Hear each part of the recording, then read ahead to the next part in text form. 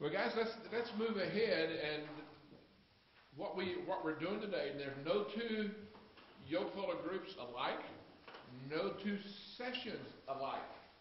And you say, well, what are we going to be doing next week? Well, next week, we're not going to go around the table and tell your story all again. I mean, we've done that, okay? And we're going to build on what we're doing. And today was introductory. We're just sort of breaking it open.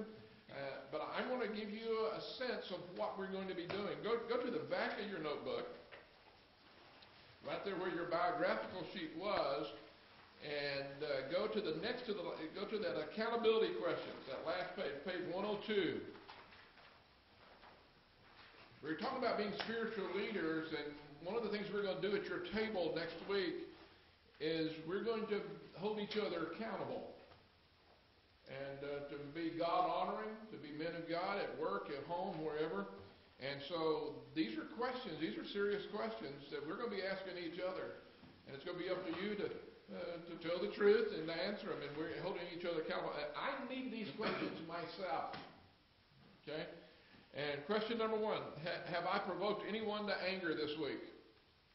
We're going to just ask you, hey, on Tuesday, man, I really lost it. The secretary at work, got under my skin. Hey, we're just going to pray for each other. Number two, have I prayed each day for my family members? You're going to be praying for your family, okay? Have I given an honest day's work? Or when the boss wasn't around, where you surfing the web, oh, there he is, and click back on, were you really doing your honest day's work? Number four, have I discharged my duties and responsibilities in a timely fashion? You've got a testimony at work. You've got a testimony with your family.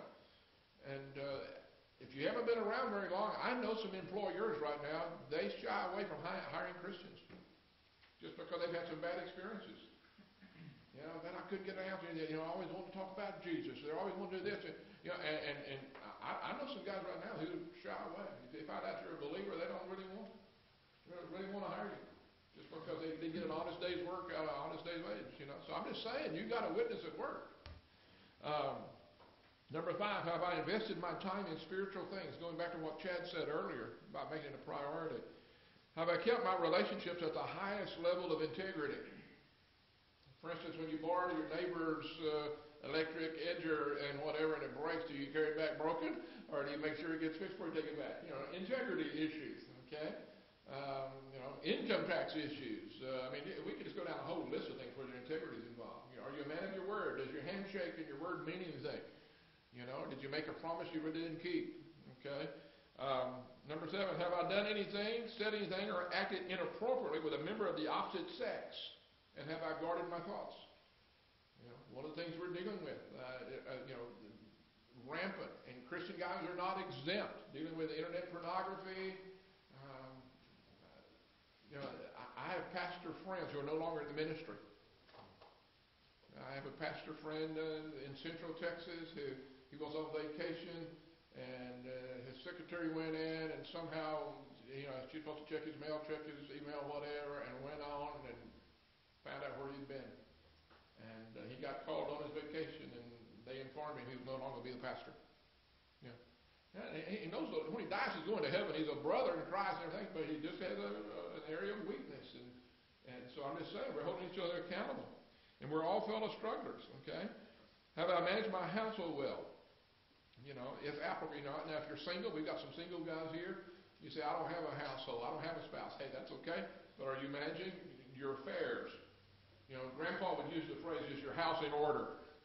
Okay, well, is your house in order? Number nine, have I led or participated with my family in worship and seeking God out of conviction rather than convenience? For instance, you say, well, what does that look like? Do you worship God out of conviction or out of convenience? What does that look like? For instance, there is no discussion in my house. Zero. We never discuss whether we're going to go to church or not on Sunday. Well, are we going to church in the morning or not? Well, I don't know. Depends on. No. It's understood. Unless you're providentially hindered, or you got 102 fever and throwing up your toenails, and and you're really sick as a dog. Hey, we're going to church. It's out of conviction. And what do you do out of conviction? What do you do out of convenience? Okay. Then finally, number 10, have I made a responsible use of my time, talents, and resources? And that covers everything from am I tithing, am I giving, am I serving, resources. And let me just mention another area of stewardship of influence. Are you making the most of those relationships you've got? How many of you right now here at Yokefellows today, you look around the group and say, so-and-so, he needs to be here. Man, I wonder if anyone's ever contacted you. And by the way, you don't have to be a member of FOS to be here. Man, if you've got a buddy that says, man, so-and-so, Jimmy, the guy I work with, man, he really needs this. Just bring them on. Now, let me say, next week, you can bring someone with you. The following week, it'll probably be the last week, we have to cut it off because they'll be behind and they'll be frustrated. Okay? And the way to picture this is sort of like when you were in third grade and you learned the multiplication tables. You're multiplying the 2 by 2s and the 3 by 3s, whatever. Man, by the time you get to the 9s and the 12s, you better have had the 2s mastered. Okay, well, it's the same thing in Yokefellows, because we're going to be getting into some pretty heavy stuff as we go through this, and they're going to be frustrated. They just sort of jump in. We're wading in the pool from the shallow end. If they come along and try to jump in the deep end, they're going to say, man. And for instance, one of the things we're going to do, we're going to memorize about 3 verses a week. Okay. And we're going to talk about it in a minute. But when you come in, the first thing we're going to do, I'm going to say, okay, exchange your verse packets. And you're going to quote your verses from memory. Now, don't let that overwhelm you. You're going to be amazed at how. And some of the verses are going to say, man, why are we memorizing this verse? It won't make a lick of sense in the first week or 2. By week 6, you'll say, whoa, that's why we memorized that verse. Okay? The light bulbs are going to come on. But you can understand why. If you're memorizing 3 verses a week, you jump in a week 3, 4, 5, then you're going to be behind and it's going to be very frustrating. Okay, so if you've got a buddy that's not here, make sure you invite him. Make sure he comes with you next week. Okay, it's not too late. We'll hear his story, catch him up to speed, and we'll go on. Okay, now, so the accountability questions we're going to ask that, and facilitators, pastoral assisting guys, this is what we're going to share scripture. We're going to ask each other questions, and it's add number 11. Write this one in number 11. Here's question number 11. Have you lied about any of the top 10? Okay. Have you lied about any of those above?